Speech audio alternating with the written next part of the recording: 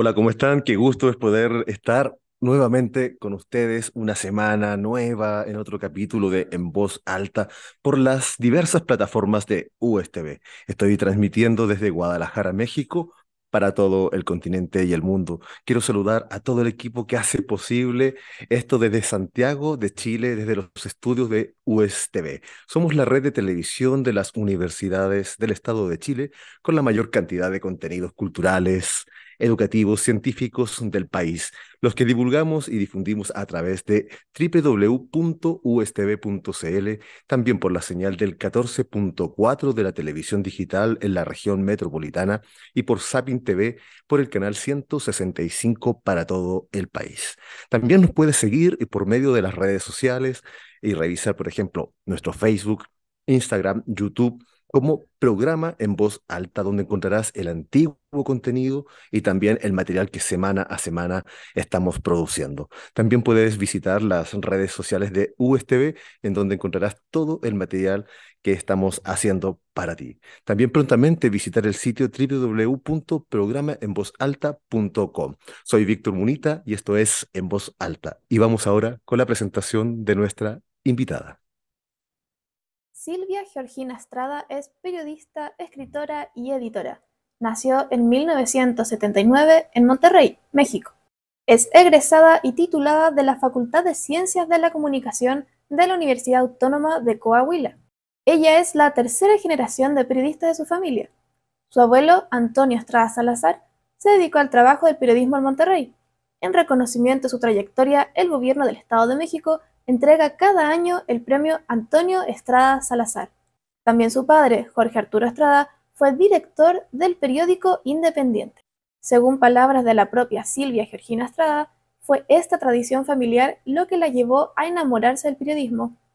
Desde pequeña le interesó escribir y estar pegada a un escritorio, llevando al papel todo lo que ocurría a su alrededor.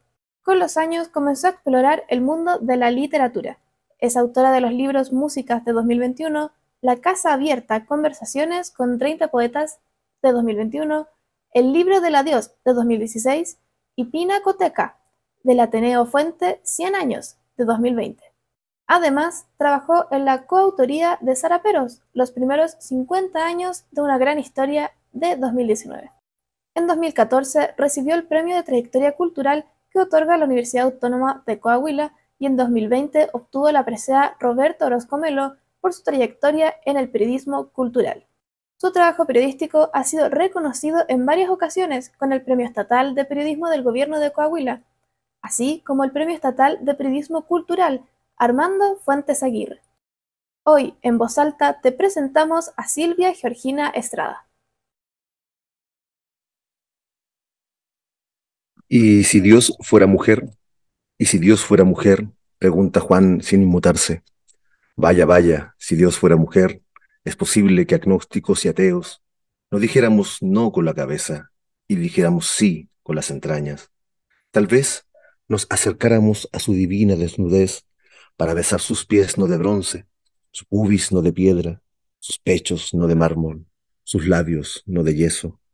Si Dios fuera mujer, la abrazaríamos para arrancarla de su lontananza y no habría que jurar hasta que la muerte nos separe.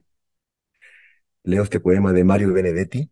Escuché en una entrevista sobre Silvia Georgina Estrada Bernal que este poema casi a diario pensaba en este verso de ¿y si Dios fuera mujer? ¿Cómo estás, Silvia? Qué gusto es tenerte aquí en voz alta.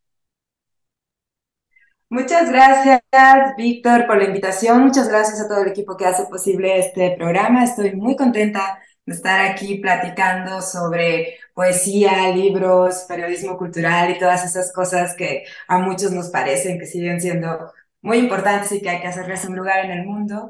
Y sí, y si Dios fuera mujer, ese verso que luego escribió Juan Gelman también en su poema, que a mí ese poema siempre me ha parecido arrebatador, me encanta.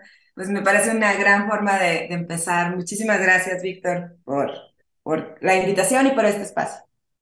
Silvia, este poema es justamente este verso utilizado también por Juan Gelman, este poeta de Sudamérica. ¿Qué conoces de Chile? Porque estamos hoy día transmitiendo para toda la red de televisión universitaria de Chile. ¿Y qué conoces de Chile? ¿Qué sabes de este país?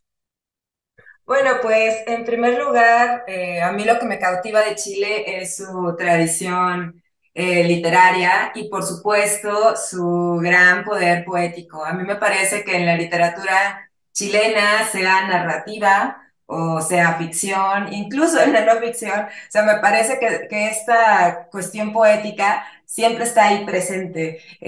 Yo la verdad soy muy fan de Gabriela Mistral, y me gusta mucho esta revisitación que se ha hecho en los últimos años de su obra, ¿no? De sus textos, de sus cartas. También me gustan mucho las ediciones de la Diego Portales. En casa tenemos varios ejemplares. Y bueno, ¿qué puedo decir? Podría nombrar muchos escritores que me mueven que son de Chile, o sea, entre los poetas, por supuesto, Raúl Zurita, que me parece un portento de poeta, y también Elvira Hernández, pensaría también en Daniela, que siempre pronuncio un poco mal su nombre, pero bueno, también ella está en mi mente. Y bueno, por supuesto ya escritoras como Nona Fernández, Alejandra Costamaña. Yo la verdad, bueno, acá en México está Alejandro Zambra, otro poeta, Yanko González, que también es como más reciente y también me gusta mucho lo que escribe, Diego Zúñiga. Yo la verdad soy fan de la literatura chilena, entonces sí estoy como muy presente, o sea, los tengo muy presentes, busco mucho lo que escriben, y bueno, también del vino chileno, hay que decirlo.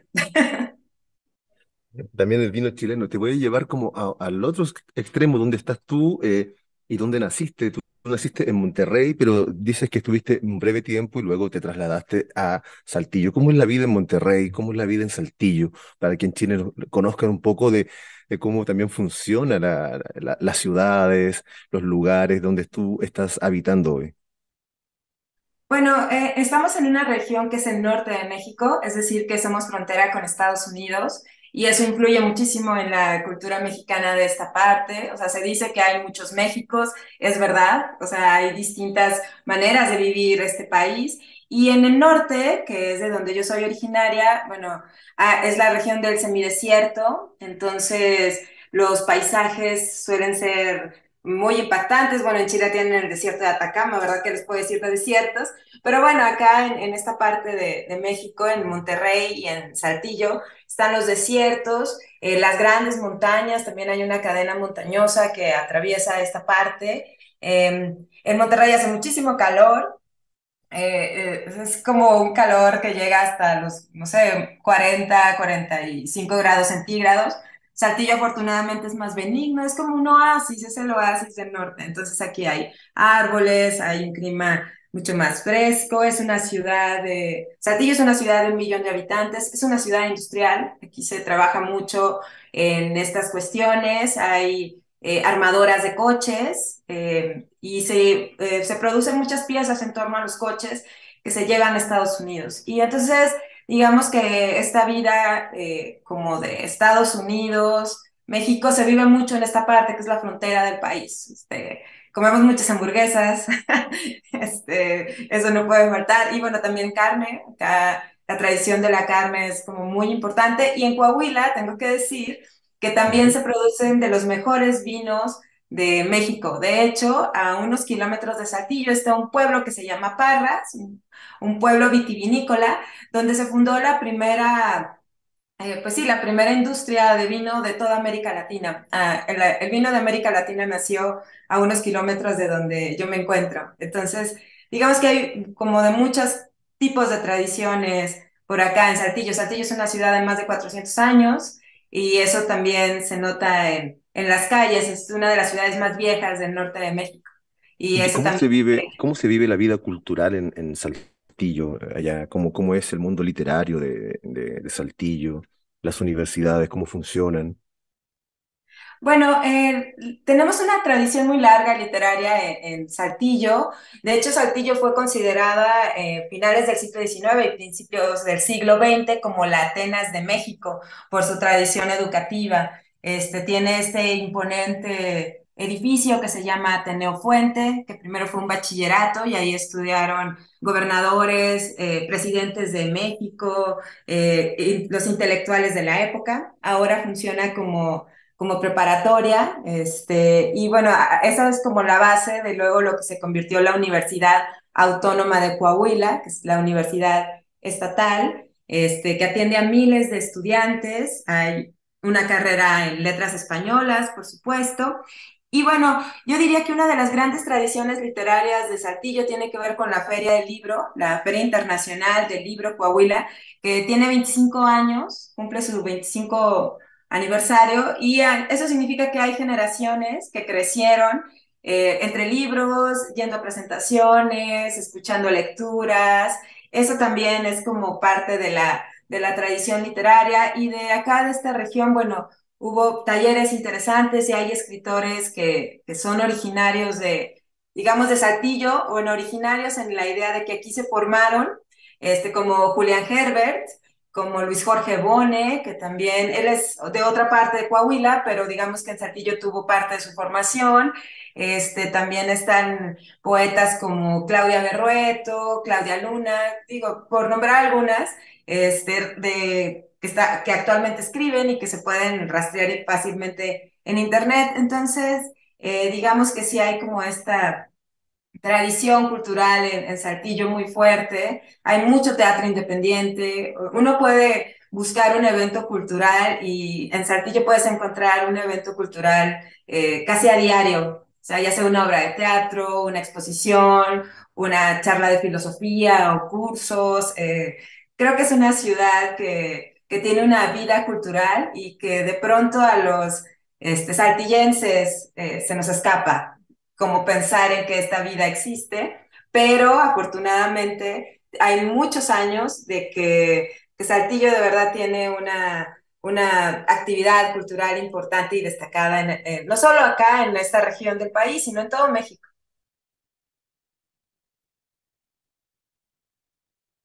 Perdón, ahí está. Vamos a conversar sobre la Feria del Libro en unos momentos más. Te quería llevar también a este espacio de la cultura, del desarrollo cultural que tiene Saltillo. Decía, nosotros los saltillenses, pero tú naciste en Monterrey. ¿Te sientes de Monterrey o te sientes de Saltillo? Y además, ¿cómo es ese inicio de tu vida también allá en esa zona? Bueno, yo tengo viviendo en Saltillo la mayor parte de mi vida adulta, esa es la realidad. Entonces, tengo algo de saltillense, por supuesto. Mi mamá nació en Saltillo, es originaria de aquí. Mi hija nació en Saltillo, pero también esta parte de Monterrey, a los originarios de Monterrey se les dice regios o regiomontanos. Entonces, mi parte regia siempre está presente, que es esta idea de trabajo, de hacer, como sacar las cosas adelante, de que cuando hay alguna eventualidad o algún contratiempo, pues se busca la manera de sortearlos. Y eso, esa idea del norteño, es una idea norteña en realidad, que se usa mucho en México, la idea del norteño que trabaja y que busca los recursos para salir adelante, porque esta parte del país, como les cuento, es semiárida. Bueno, eso yo creo que está en todos los regios, y yo me siento muy identificada con la idea de Monterrey. Yo estoy muy orgullosa de haber nacido en Monterrey, y en Monterrey también tiene una intensa vida literaria, tiene unas editoriales que son referentes a nivel mundial, no solo en México. O sea, pensaría en la Universidad Autónoma de Nuevo León con su editorial, que publican 3 libros diarios, que es una cantidad increíble de pensar. Esta editorial que comanda Antonio Ramos Revillas realmente es maravillosa. Y también está la editorial Vaso Roto, que tú, Víctor, seguramente habrás escuchado, porque pues es un referente para los poetas. Es una editorial de poetas, y Vaso Roto nació también en Monterrey. Entonces, digamos que me siento de las dos partes, y yo estoy muy orgullosa de ser regimontana. Oye, tu infancia fue entonces en esta zona, pero ¿cómo llegas después al periodismo? ¿A través de esta tradición familiar? ¿O dices también así, esto me mueve, aquí encontré la escritura? ¿O la escritura te encontró a ti a través de tu familia? Sí, yo creo que infancia es destino, como dice esta famosa frase de la psicología, ¿no? Y yo sí creo que tener esta empresa familiar, que fue un periódico que duró abierto 25 años, sí definitivamente me marcó. Para mí era como muy común ver que la gente escribía, que la gente hablaba de libros. En la biblioteca de mis abuelos tenían una biblioteca impresionante de 5.000 ejemplares. Los libros estuvieron siempre en mi vida, los libros y la escritura. Entonces, para mí sí fue bastante natural irme hacia ese lado. Es un privilegio y lo sé, de que en mi casa me compraban libros, estaban al alcance, era como algo totalmente cotidiano. Y también el trabajo en el periodismo. De hecho, yo empecé a trabajar en este periódico familiar desde que tendría, no sé, unos 12 años en los veranos, de las vacaciones, pues me ponía a capturar boletines, que eso se usaba a finales de los 90, transcribir estos como textos que te mandan de distintas dependencias de gobierno, también como a sacar las copias, todo este tipo de cosas que puede hacer un chico. Bueno, eso hacía yo en el periódico de mis papás. Y también yo hice mis propios periódicos, por supuesto, cuando era una niña. O sea, pegaba cosas y las armaba y los repartía entre mis amigos. También cuentos, yo escribía algún cuento y lo fotocopiaba y lo repartía. Y esa es una tradición que siguió en la universidad. Tenía un grupo de amigos también en la universidad muy entusiastas que hicimos una revista literaria, un fanzine, como les decimos, y que era pues básicamente cosas fotocopiadas y engrapadas que hacíamos en nuestros ratos libres. Entonces yo sí creo que para mí la tradición familiar, tener como estos padres interesados en la literatura, a estos amigos que también les interesaban, pues para mí me hizo haciendo ese camino de las letras. Yo fui una lectora muy joven, o sea, yo empecé a leer desde muy chica y para mí los libros siempre han sido parte de mi vida. No podría concebir el mundo sin un libro y sin leer. Yo todos los días leo y escribo. Víctor, sé que tú me entiendes perfecto, que es como comer, ¿no? O sea, es algo que uno hace naturalmente. Y sí, estoy muy agradecida con esta tradición familiar que me permitió explorar el periodismo y después la literatura, porque para mí el periodismo fue este gran gimnasio de entrenar todos los días, leer, escribir, editar, y eso me ha ayudado mucho para después pasarme, digamos, al lado de la literatura, que me tomó un poco más de tiempo decidirme a escribir poesía y escribir ficción. ¿Por qué sientes que te tomó un poco más de tiempo? ¿No querías seguir como el camino de la literatura o lo mirabas como algo en el futuro, como algo que ya viene y te decides después hacer este camino más profesional en la palabra literaria, literatura en general?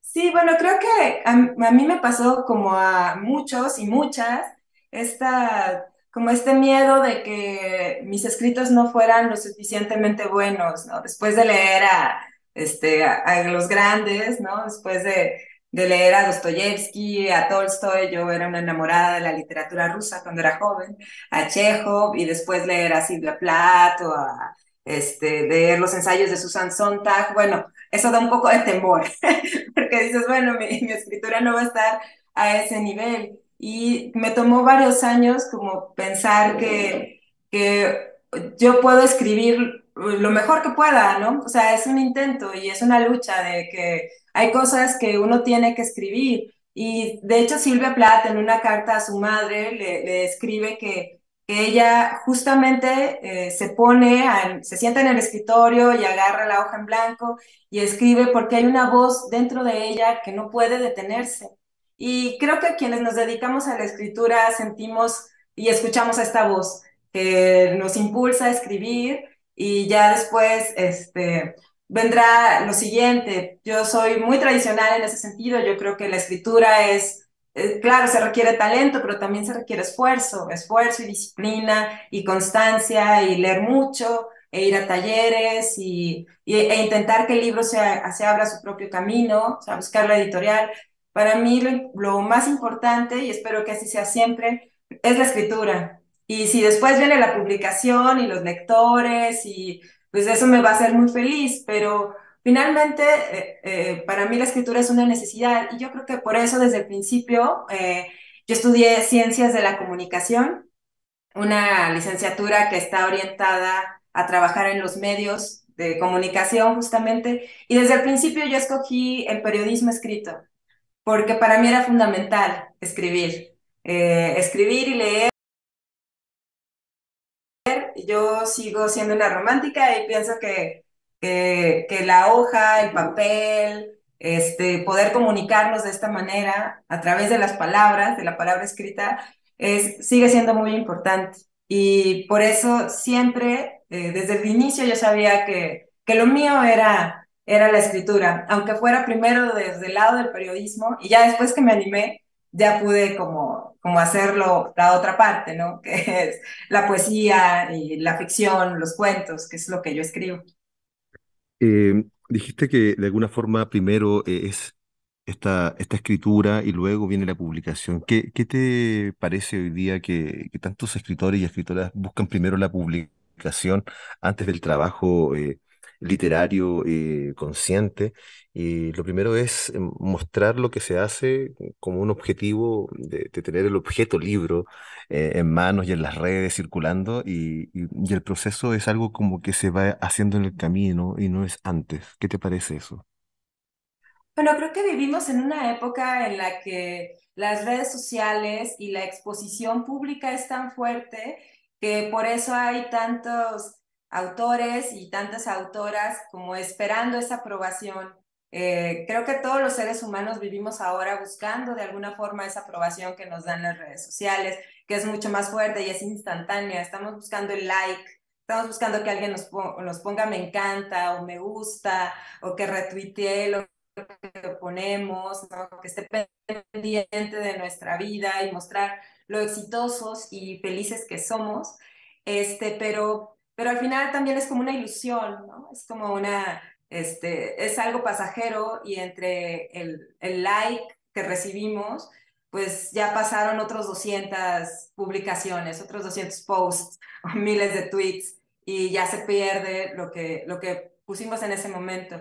Creo que por eso estamos tan ávidos de publicar tan pronto, de ser mencionados, de que nuestro nombre signifique algo, por esta sensación de placer que nos da de las redes sociales, esta cuestión del ego.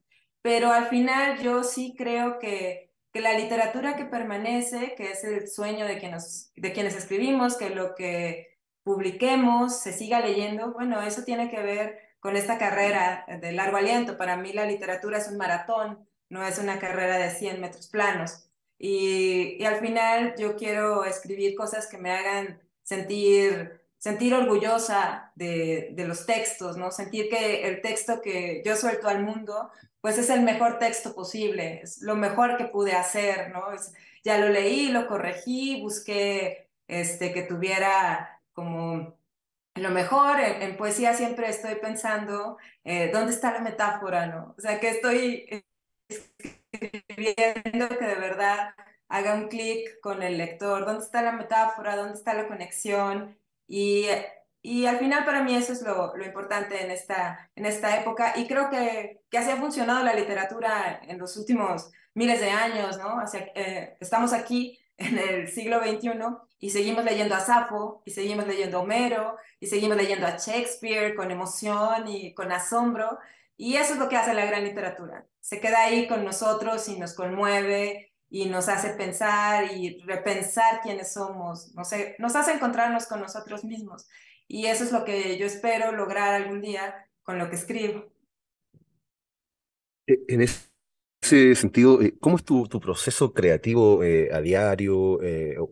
¿Tienes algunas horas en el día en que trabajas? ¿Cómo haces para generar un texto? Te dice, hoy día voy a escribir tal cosa. El otro día escuchaba a Gioconda Belli y para el día 8 de marzo decir, este poema lo escribí hoy en la mañana y lo leí en la tarde. Y me llamaba mucho la atención porque por el nivel de quién es Gioconda Belli, eh, Decía, ¿este poema realmente lo escribió en la mañana y lo publicó en la tarde? ¿Lo lanzó a las redes en la tarde? ¿O este poema lo venía trabajando desde antes? Por eso quiero saber un poco sobre tu proceso creativo también. Pero seguro que el proceso es distinto para todos los escritores. Yo sí creo que muchos tenemos a este poema o este cuento rondando en nuestra mente durante días, meses, incluso años. O sea, está ahí originándose y nosotros lo estamos pensando hasta que nos decidimos a escribirlo y luego a partir de ahí, pues ya trabajar con eso. Yo sí creo mucho en, como en la intuición literaria, que hay una idea detonante, que uno está caminando o estás, no sé, en un viaje y ves algo, escuchas algo, y ese es un detonante. Entonces, lo que yo hago es como anotar esta idea o pensar más o menos qué puede ser. A veces no sé qué es la idea, solo la tengo. Luego esa idea se puede convertir en un poema o se puede convertir en un cuento o se puede convertir en algo infantil. Hay muchas cosas para que pueden pasar con esta idea. Pero después de la idea creo que hay que sentarse a trabajar. Esa es la realidad. Yo quisiera tener mucho más tiempo para poder decir, ay, si yo todos los días tengo un par de horas y me siento a escribir, esa no es mi realidad. Ahorita estoy organizando una feria de libros, así que no tengo tiempo. Pero cuando no estoy, digamos, con el trabajo a tope, pues lo que hago es intentar desarrollar esta idea, llevarla a lo que sigue, ya sea al poema o ya sea al cuento. Y lo que sí forma parte de mi proceso es la corrección. O sea, termino un texto, pero para mí ese texto no está acabado. Entonces tengo que regresar a él, tengo que ver qué necesita, qué le sobra. Y una de las cosas que me dejó el periodismo es que yo tiendo a explicar muchas cosas. Y eso en la poesía no funciona, entonces también tengo que detenerme a decir, bueno, esto no funciona para el poema, esta es una explicación, y esa explicación yo la necesito, pero no la necesita el lector. Y para mí mucho del trabajo del texto final tiene que ver con quitar cosas. Acá decimos, en México tenemos un dicho que es quitar la paja, es decir, lo que no necesita, hay que sacarlo. Y yo creo mucho en eso, en la concisión, en la brevedad, en buscar la palabra exacta. Para mí eso también es muy importante, sobre todo en poesía, de que la palabra me funcione. Entonces, bueno, tal vez pudiera ser que yo con Dabeli escriba ese poema. Yo no podría leerlo en la tarde ni publicarlo. Tendría que todavía trabajar con él al menos otras semanas. Al menos un mes, yo creo, porque soy muy obsesiva. Por eso me tardo tanto en escribir. Admiro mucho a los escritores que publican libros con mucha frecuencia. Yo no soy de ese tipo de escritor. Yo soy una escritora que se tarda, que lo va como digiriendo el proceso y la verdad lo disfruto mucho. O sea, disfruto mucho que el libro llegue al editor y que el editor me diga, este libro no necesita más que un par de correcciones porque es que yo trabajé a fondo en él y para mí eso es importante. Qué interesante lo que dices, porque habla del respeto que tienes también por los otros autores, las otras autoras, cuando dices que cada uno tiene su proceso, sus formas de hacer las cosas, y también cuando las personas publican mucho o publican poco, también cada uno tiene sus formas de ver la literatura, de ver las artes, o incluso en cualquier cosa de la vida. O sea, los procesos son hay que respetarlos tanto en cada una de las personas, y eso habla mucho de cómo tú estás desarrollando tu trabajo. Sí, yo sí creo que todos somos distintos y la literatura también. En México tenemos nuestro gran escritor que es Juan Rulfo, y Juan Rulfo solo escribió una novela y un puñado de cuentos, ¿no? O sea, la obra de Juan Rulfo se puede resumir en menos de 500 páginas. Eso es todo lo que escribió en su vida y no necesito más. Es uno de los portentos de la literatura, no solo en español, yo diría que del mundo. Pero luego tenemos otros escritores como Gabriel García Márquez o Mario Vargas Llosa que escriben y escriben y escriben, ¿no? Y publican, publican muy a menudo, escriben además largos libros, ¿no? Novelas de largo aliento. Entonces sí, creo que hay como un poco de todo, ¿no?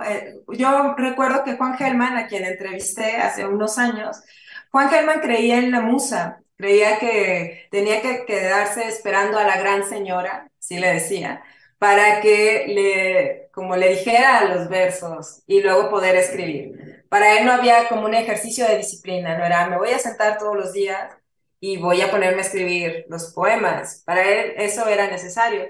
Pero luego hay autores como Vargas Llosa que ha dicho que todas las mañanas se levanta a las 5 de la mañana y le dedica al menos 3 o 4 horas diarias a escribir.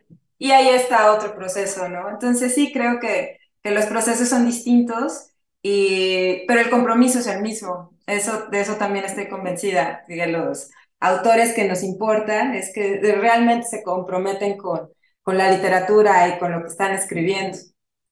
Es tan difícil hablar de procesos hoy día en el mundo cuando todo te exige de algún modo resultados, objetivos, no sé, que muestres que estás haciendo algo, porque parece que si alguien se dedica al proceso, a este modo de vida, que finalmente es la vida misma. El proceso, me parece como que no estuviera haciendo nada, que es un perdedor, que algo ocurrió ahí, pero es tan importante este tema porque manifiesta a las nuevas generaciones también la capacidad de espera, la paciencia también, especialmente en las obras artísticas. Sí, claro, porque además hay que pensar que un libro lleva no solo el tiempo de la escritura, sino también su proceso de edición. O sea, un libro, después de que el autor lo termina, pasa a que alguien lo edite y que lo revise, y después pasa al proceso del diseño, y luego hay otra revisión, y luego ya finalmente pasa a la imprenta, y después hay que pensar en el proceso de distribución. En realidad la vida para que un libro viva hay un proceso muy largo, o sea, no es algo sencillo, es algo que lleva muchísimo tiempo. De que un libro llegue a las manos del lector significa que han pasado meses e incluso años, ¿no? En algunos casos, para que ese milagro de la lectura ocurra. Creo que estamos tan inundados de información en este mundo actualmente y de libros que a veces se nos olvida que ese es un proceso, que este libro que tenemos en nuestras manos tomó muchísimo tiempo para llegar a nosotros, y eso también me gusta de la vida de la vida del libro y de la vida literaria, ¿no? Pensar todas las cosas que hay alrededor del libro, porque no solo es la escritura, hay muchas cosas además para que nosotros podamos leer poesía o novela o ficción o lo que sea, ¿no? Eso, todo es un proceso, como bien dices, Víctor. Estamos conversando con Silvia Georgina, acá, o Georgina, desde la red de televisión de las universidades del Estado de Chile. Los puedes visitar en www.ustv.cl, también en la señal del 14.4 de la televisión digital en la región metropolitana y por Sapin TV en el canal 165 para todo Chile. Estamos hablando del proceso, del trabajo, de la periodista, de todas las formas que de alguna forma la literatura toma para poder enriquecerse. ¿Cómo ves la realidad literaria de México, estando en el norte? Yo estoy acá en la zona de Guadalajara, pronto en Ciudad de México también. La zona sur es muy distinta. ¿Cómo tú ves ese panorama? ¿Cómo le ves el futuro también a la literatura mexicana que está en constante cambio y también marcando presencia en toda Latinoamérica? Bueno, creo que después de varios años, poco a poco se ha logrado desplazar el centralismo en el que vivía la literatura y las artes y la cultura en general en México. En el siglo XX era impensable que un escritor pudiera triunfar si no se mudaba a la Ciudad de México. En la Ciudad de México estaban las conexiones, las editoriales, los talleres literarios, la presencia. Tenías las carreras universitarias dedicadas a las artes y a las letras y a las humanidades, estaban en Ciudad de México. Era muy difícil que en otras zonas del país, en provincia, como los defeños suelen decirles, la gente de la Ciudad de México les suele decir a otras partes del país, bueno, era muy difícil que se pudiera trascender, digamos, tenías que moverte. Afortunadamente ahora es una de las ventajas, de las virtudes de la modernidad, no todos son defectos. Uno puede vivir en donde quiera, y ya puede tu obra moverse, ¿no? En otros lugares. Guadalajara, donde estás, Víctor, sin duda es una prueba de ello. Guadalajara posee la Feria del Libro en español más poderosa de Iberoamérica y no necesitó a la Ciudad de México para lograrlo, ¿no? Es un referente literario y también me parece que hay otros sitios como Monterrey, que ya platicamos, que también salen autores muy destacados y estos escritores, o sea, por ejemplo, en Guadalajara vive Antonio Ortuño, que es un novelista bastante reconocido, y ahí ha vivido toda su vida, no ha tenido que desplazarse a Ciudad de México. Y en el caso de Saltillo, bueno, acá vive Julián Herbert, y él, toda su obra literaria la ha escrito desde Saltillo y todo lo que trabaja, pues lo hace desde acá, literariamente. Y eso es algo que me gusta pensar que sucede ahora en México. Mi libro de poemas, músicas, lo publicó una editorial independiente de Ciudad de México, pero que fue fundada por una escritora, Cel Cabrera, que también es poeta, y Cel Cabrera es originaria de Guerrero, y ella se mueve entre Guerrero, que es al sur, ¿no? Donde está Acapulco, entre Guerrero y Ciudad de México. Y ese tipo de conexiones que ahora se pueden lograr, me parece que son estupendas, y la industria editorial mexicana creo que de pronto tiene estos grandes monstruos que son todo en Iberoamérica, ¿no? Que es Random House y Planeta, ¿no? Que en realidad absorben todas las operaciones, pero hay una industria editorial independiente muy viva que apuesta por otras formas de leer la literatura y eso es lo que ahorita a mí me parece importante, como que estas editoriales también universitarias, como la de la UDG y la de la Universidad Autónoma de Nuevo León, son editoriales cuyos libros se pueden encontrar en todo el país y que buscan autores que son autores distintos, que tienen propuestas diferentes. O sea, en ese sentido sí creo que tenemos una fortuna de los mexicanos de tener como esta gran variedad, aunque a veces lo perdamos de vista. Y también, bueno, algo que respalda a estos escritores de esta industria editorial es que hay muchas becas y muchos premios. Entonces, digamos que un escritor aplicado, hablando de disciplina, una escritor aplicados, pues pueden conseguir un financiamiento para hacer su obra. Y eso también es pues es un rasgo que me parece que es una ventaja que tiene la literatura mexicana frente a otras literaturas de otras latitudes, que acá hay muchos apoyos para que un escritor haga su carrera, pero esos apoyos necesitan disciplina y esfuerzo y constancia. Al final es así, ¿no? O sea, ganar una beca necesita que hagas un proyecto. No te dan la beca por el libro terminado, sino por cómo lo expones a hacer. Y bueno, ahí está también la idea del proyecto. Yo creo que ahorita hay una literatura mexicana muy interesante. Seguro que hay autores y autoras que todo el mundo está leyendo, como Brenda Navarro, como Cristina Rivera Garza. Creo que en toda Latinoamérica se está volteando mucho a ver qué está pasando en México. Esperamos tener bueno, a Brenda la vamos a tener acá en el programa, también vamos a tener a Antonio Ortuño, que dicho sea de paso, es mi vecino, vive frente a donde vivo yo. Así es que constantemente nos encontramos y en 2 semanas más va a estar acá con nosotros también en voz alta para contarnos sobre todos sus libros, sobre todo el éxito que está teniendo en este momento como escritor. Y además yo conocí también a su hermano, un gran poeta de acá de Guadalajara. Eh, Silvia, tú tienes varios libros publicados como Música, La Casa Abierta, Conversación con 30 poetas. Tienes varias publicaciones, pero también nos interesa conocer tu trabajo literario. Antes de esta entrevista, a ver si puedes tener algunos poemas que puedes compartir con nosotros. ¿Es posible?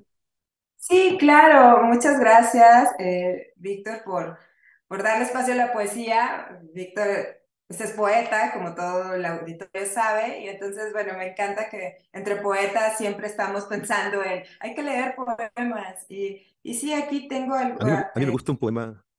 A mí me gusta un poema tuyo que se llama Poema Consejo, que lo escuché en una entrevista también que te hicieron y me pareció un poema bastante poderoso porque además tiene el sentir de un momento, de un hito en tu trabajo literario.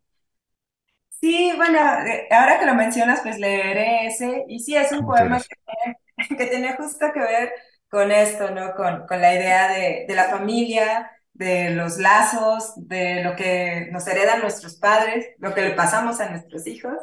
Y bueno, déjenme, aquí lo leeré.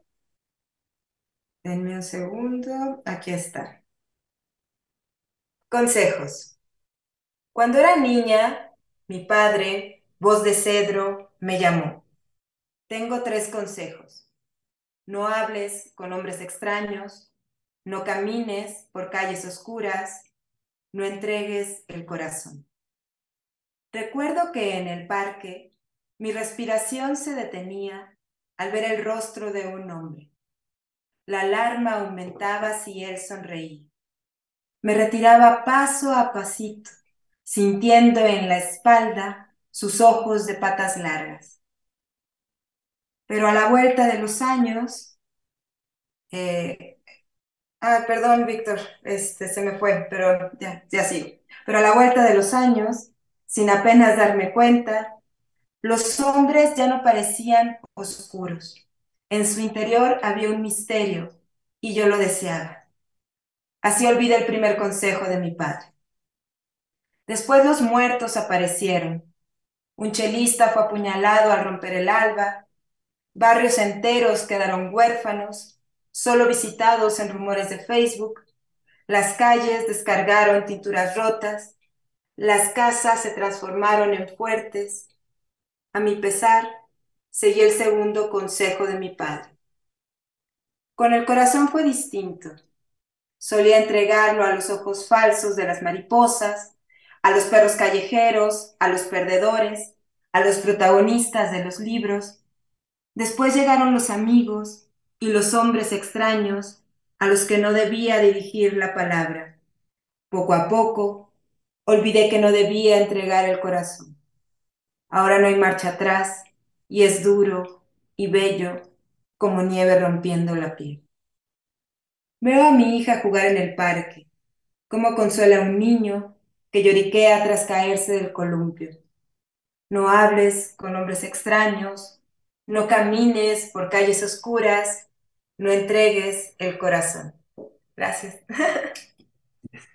Oye, muchas gracias por esa lectura, este poema que cuando lo escuché me pareció que también ahí cómo te vas jugando con esta labor de la explicación también que tú decías del periodista, pero también cómo la vas limpiando para poder hacer esta entrega desde el punto de vista más poético que la labor de la escritura de la periodista.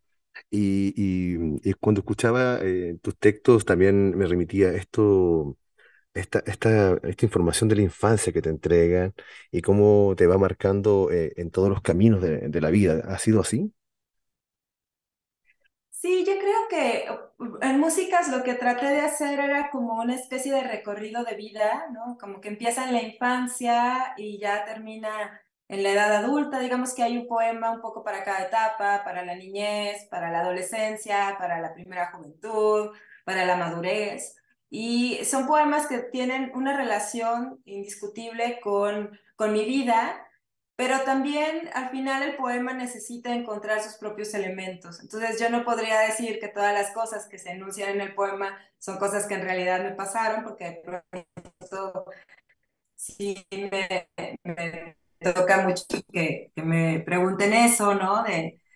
Relacionado con la poesía de la experiencia, la poesía confesional, que por supuesto yo tengo mucho esa influencia, yo soy admiradora de poetas confesionales como Anne Sexton y Sylvia Plath, ya lo mencionamos, pero al final a mí lo que me interesa es que el poema se abra camino, ¿no? Hay un poema de Eduardo Chirinos que dice que dice así los versos, como el poema se abre camino y dice en voz alta su verdad.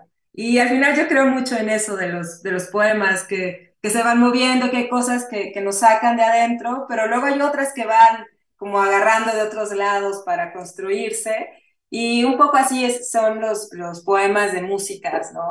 Hay como una experiencia de vida, pero también una exploración de lo que podría ser la experiencia vital de otras mujeres, porque sí es un libro escrito mucho desde la voz femenina. A mí es algo que me importaba mucho en ese momento. Y Y sí, ¿no? Es complicado ser mujer en un país como México, en el que los feminicidios ocurren todos los días, donde hay violencias contra las mujeres siempre. Uno no puede sustraerse de eso. Este libro yo lo escribí antes del Me Too y antes de esta ola de feminismo, ¿no? Que estamos viviendo.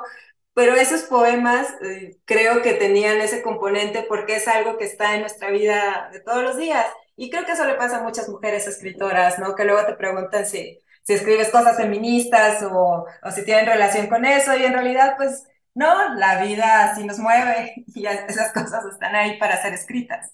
¿Cómo es abrirse camino en la literatura mexicana, siendo mujer? Además, también tú eres la programadora de la Feria Internacional del Libro de Coahuila, la programadora literaria de esta feria. Entonces, ¿cómo es abrirse camino en este mundo literario que aparentemente siempre es muy de hombres y se publica a muchísimos hombres por sobre las mujeres, finalmente?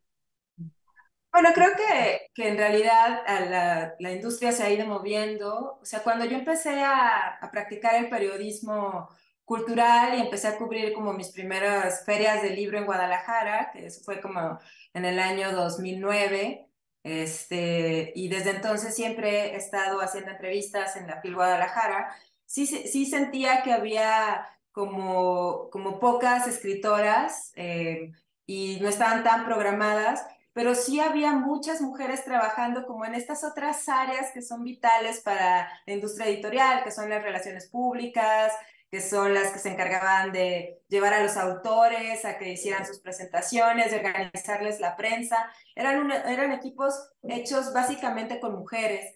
Y eso de pronto se nos pierde un poco de vista, ¿no? Porque los papeles protagónicos solían tener los hombres. Y también siento que había como una especie de competencia más feroz entre las mujeres en todos los campos, no solo en la escritura, también en el periodismo. O sea, yo puedo pensar que para abrirme camino en los periódicos en los que he trabajado, pues sí, tuve que trabajar muchísimo, que tuve que trabajar mucho más que un hombre, ¿no? Para demostrar que estaba a la altura. Y lamentablemente en uno de los periódicos en los que trabajé y que dejé hace varios años, pues fue eliminando sistemáticamente a todas las mujeres de sus cargos, de los altos cargos, ¿no? Había cabezas en secciones como espectáculos, que es como algo muy común, espectáculos, cultura, sociales, pero la jefa de información era mujer. Y a lo largo de los años han ido quitando todos esos puestos y ahora solo los ocupan hombres. Y me parece algo terrible pensando que estamos en el siglo XXI, en el año 2023, que eso siga pasando.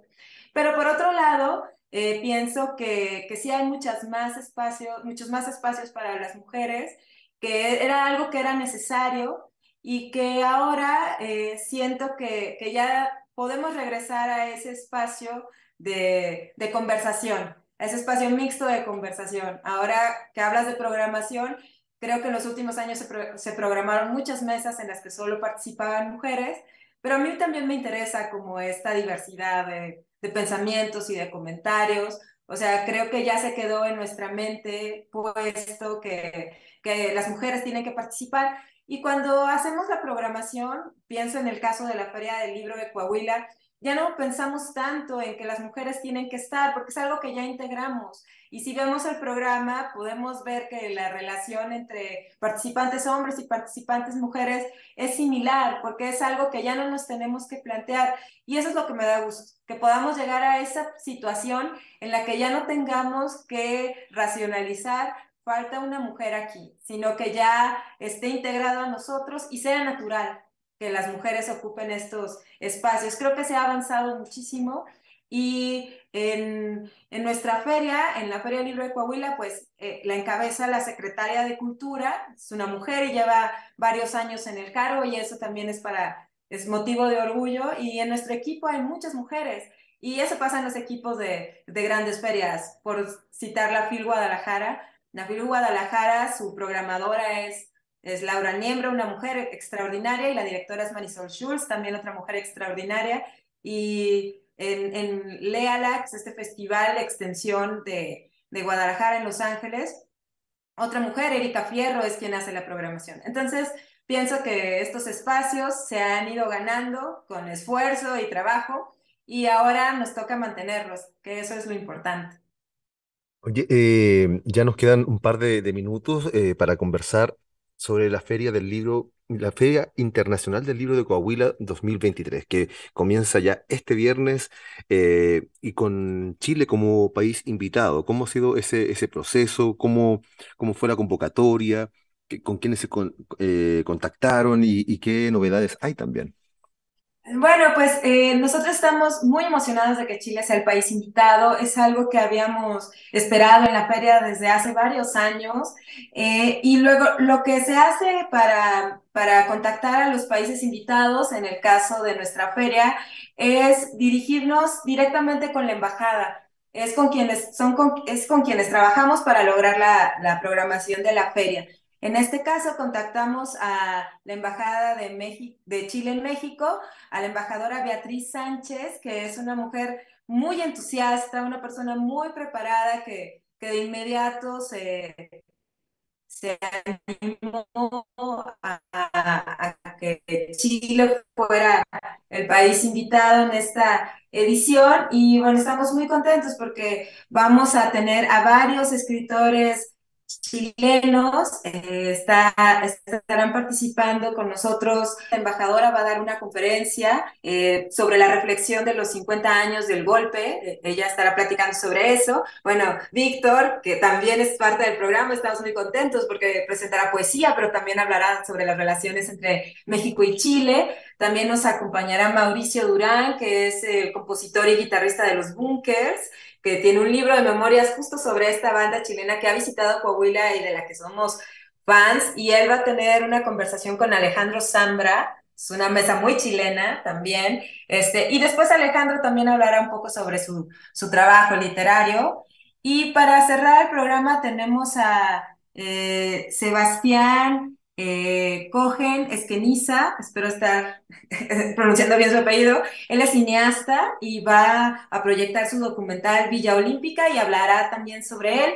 Y este cantautor Chinoy estará formando parte de nuestro concierto de clausura. Y claro, habrá un pabellón de Chile en nuestra feria, con libros traídos directamente de Chile, de varias editoriales que nos encantan. Y también pues habrá varias actividades en el stand que tienen que ver con los vinos, que tienen que ver con, con el baile, con actividades artísticas y culturales. Entonces, digamos que acá en Coahuila tenemos muchos años esperando que Chile fuera el país invitado y ya hay una conexión con los chilenos. Nuestro premio internacional de poesía Manuel Acuña en lengua española, bueno, fue ganado por dos chilenos, lo han ganado. Uno es Leonardo Sangüesa, que también ha estado muchas veces por acá en Coahuila, y el otro poeta es Juan Malebrán. Y entonces digamos que tenemos una conexión definitivamente con Chile. Estamos felices de que sea nuestro país visitada. Bueno, Juan Malebrán lo conozco tantos años del norte de Chile, de la zona de Iquique, con quien he compartido muchísimo, además un referente de la poesía de nuestra generación hoy día en el norte, haciendo un trabajo también intenso entre Iquique y Bolivia. eh, y Leonardo Sangüesa también, ¿qué decir de Leonardo Sangüesa, este geólogo, poeta chileno que de verdad tan reconocido por estas zonas también? Bueno, qué decir de Durán, de Alejandro Zambra, que va a ser un gusto nuevamente compartir con ellos aquellos días. Te quiero dar las gracias, Silvia, por esta plática, esta conversación que hemos tenido durante ya 50 minutos, 55 minutos, que se han pasado muy rápido, pero hemos conocido de tu trabajo, de tu historia, de tus comienzos, pero también del trabajo que realizas en la programación literaria de la Feria Internacional del Libro Coahuila, con Chile como invitado. Al contrario, muchísimas gracias por este espacio, Víctor. Estoy súper contenta de conversar contigo y de tener esta oportunidad de acercarme a la audiencia chilena. Yo de verdad soy fan de Chile, soy Team Chile, como decimos por acá en el norte. Y pues acá te esperamos y por supuesto que a los chilenos que después quieran visitarnos, bueno, Saltillo es un lugar que los recibirá con los brazos abiertos. Esto ha sido En Voz Alta. Muchas gracias, Silvia, y nos vemos y nos escuchamos en un próximo capítulo.